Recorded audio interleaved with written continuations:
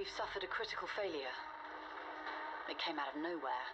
I thought we'd hit something, just a huge bang, and then all hell broke loose. System alarms firing off everywhere. All drives are offline, repair attempts are ongoing, but with no success. Evidence points to one of the cooling systems exploding on a routine cycle. It sent pieces flying through the propulsion system, shredding it, chains of explosions, and... well, the long and the short of it is the ship's a dead stick. We're drifting. No engine. No means of altering course. I guess we're lucky the power plant didn't go up, or we wouldn't be alive to make reports.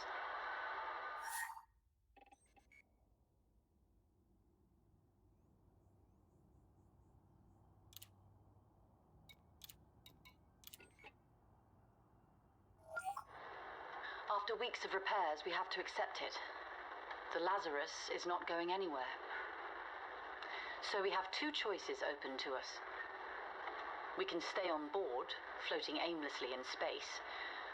There are enough renewable resources for generations, but it's not an infinite supply. The Lazarus wasn't a top-of-the-line ship.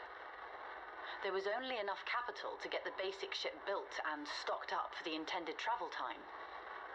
We added some contingency, but that will only give us, say, another 10 years. So maybe it'll be our great-grandkids that'll have to deal with the problem. I don't like that idea. I couldn't bear with it being another generation's problem to solve while we use up all the resources. So that leaves option number 2. We harvest the ship and build as many usable lifeboats as we can. This thing was designed to be dismantled to make our settlements when we reached our destination. Once we have all we need from the ship, we should be able to reach a planet, as long as it's not too far away. We've done some scans, and there are habitable worlds in the region that we can aim for. It'll take months, maybe years, but I think it's the best option. After all, we have the time, and giving people hope is a powerful tool.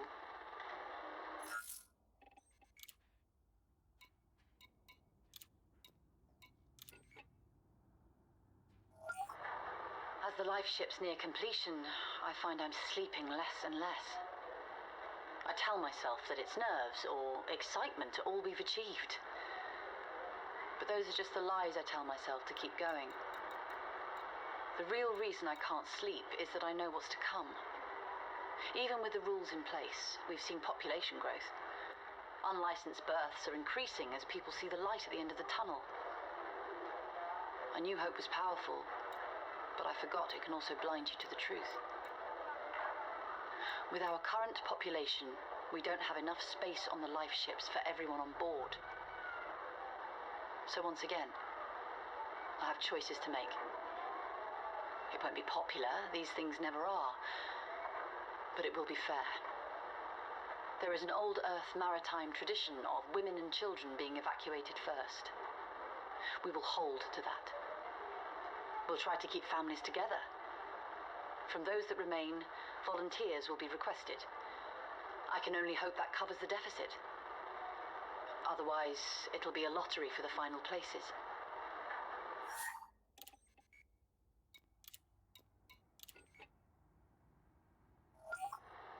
The last of the life ships has launched. Each has a destination well within their calculated range. We thought it best to have multiple destinations, not putting all our eggs in one basket, so to speak. All we can do for them now is hope. Hope that they make it. Hope that the planets they land on are hospitable. Hope that they thrive and grow. For us that remained on board, there is no more hope. We go about our existence with the knowledge that we are destined to die, but that we do so that others could live. In the end, we all volunteered for this.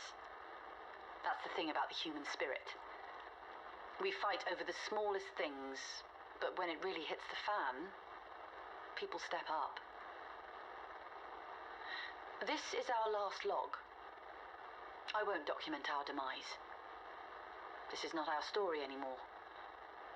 It belongs to those out there heading towards a new life. It's a story of hope, triumph over adversity, and how we came together as a community to give them a chance out here. This is the Lazarus expedition. Signing off.